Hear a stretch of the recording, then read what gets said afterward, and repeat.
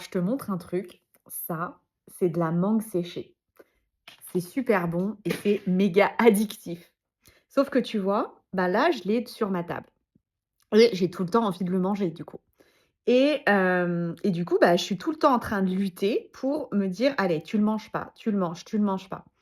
Quand je te dis ça, c'est exactement ce que tu fais au quotidien, quand tu es pas dans un cadre complètement détaché de chez toi.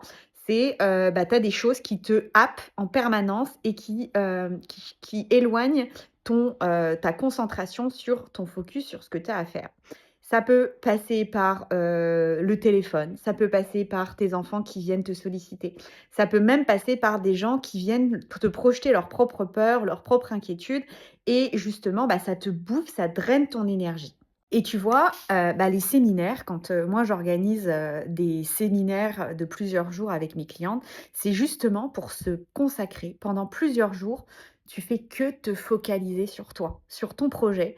Tu es à fond là-dessus, et c'est comme ça que tu vas émerger des choses encore plus en profondeur parce que l'expérience, elle va être hyper concentrée sur toi, sur ce que tu veux, sur tes prochaines étapes.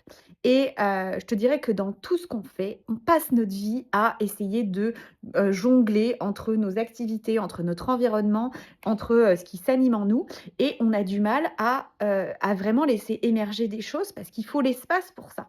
Et toi qui fais du yoga et qui dois être, aussi consciente de la vibration, bah, si tu as une vibration qui est tout le temps en dispersée, comment tu veux vraiment créer, mettre en place de manière alchimique, concevoir ce que tu veux vraiment réaliser?